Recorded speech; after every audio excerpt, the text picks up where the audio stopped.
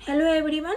आज हम लोग एसएससी एमटीएस के एग्ज़ाम के लिए मोस्ट इम्पोर्टेंट प्रश्न देखने वाले हैं जो एग्ज़ाम में हमेशा पूछे जाते हैं। चलते हैं पहले प्रश्न की ओर। पहला प्रश्न है, नालंदा विश्वविद्यालय की स्थापना किसके द्वारा की गई? सही आंसर इसके हो जाएंगे, क्या हो जाएंगे सही आंसर? सही आंसर हो जाएंगे बी, कुमारगुप्त द्वारा की गई। नालंदा विश्वविद्यालय की स्थापना कुमारगुप्त द्वारा की गई। अगला प्रश्न है, भारत में दल रहित लोकतंत्र का प्रस्ताव किसने रखा था? ऑप्शन है जयप्रकाश नारायण, महात्मा गांधी, विनोबा भावे या इनमें से कोई नहीं। सही आंसर इसके हो जाएंगे, वो हो जाएंगे ए, जयप्रकाश नारायण। भारत में दल रहित लोकतंत्र का प्रस्ताव किसने रखा था? तो याद रखिए जयप्रकाश नारायण।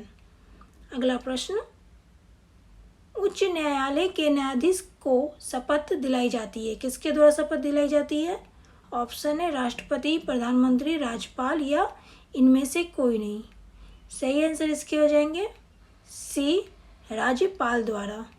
उच्च न्यायालय के न्यायाधीशों की शपथ दिलाई जाती है किसके द्वारा? तो याद रखिए राज्यपाल के द्वारा। चलते हैं अगले प्रश्न पे। अगला प्रश्न है, संस्थाल जनजातियां निम्न में से कहाँ पाई जाती है? ऑप्शन है झारखंड, हिमाचल प्रदेश, मध्य प्रदेश या तेलंगाना। सही आंसर इसके हो जाएंगे ए, झारखंड। संस्थाल जनजातियां कहाँ पाई जाती है? तो याद रखिए झारखंड में पाई जाती है। अगला प्रश्न है, देश में पंचायती राज की शुरुआत कब हुई थी? ऑप्शन है 1957, 1959, 1952 या 1951। सही आंसर इसके हो जाएंगे, वो हो जाएंगे बी, 1959 ईस्वी में हुई थी देश में पंचायती राज की शुरुआत। अगले प्रश्न पे आते हैं। अगला प्रश्न है, कौन सा शहर इलेक्ट्रॉनिक सिटी के नाम से जाना जाता है? कौन से शहर को इलेक्ट्रॉनिक सिटी के नाम से जाना जाता है? सही आंसर इसके हो जाएंगे, वो हो जाएंगे बी, बेंगलुरु। बेंगलुरु को इलेक्ट्रॉनिक सिटी के नाम से भी जाना जाता है। अगले प्रश्न पे आते हैं। अगला प्रश्न है, रायपुर किस राज्य की राजधानी है? ऑप्शन है झारखंड, गोवा, हिमाचल प्रदेश या छत्तीसगढ़।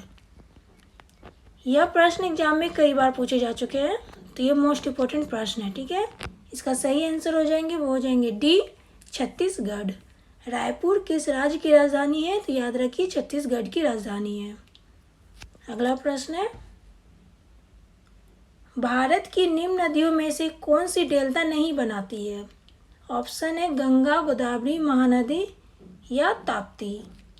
सही आंसर इसके हो जाएंगे, वो हो जाएंगे डी, ताप्ती। भारत की निम्न नदियों में से कौन सी डेल्टा नहीं बनाती है? तो याद रखिए ताप्ती नदी जो है वो डेल्टा नहीं बनाती है। अगला प्रश्न है, किस नदी का स्रोत भारत से बाहर है? सही आंसर इसके हो जाएंगे, ऑप्शन है ब्रह्मपुत्र, व्यास, रावी या झेलम।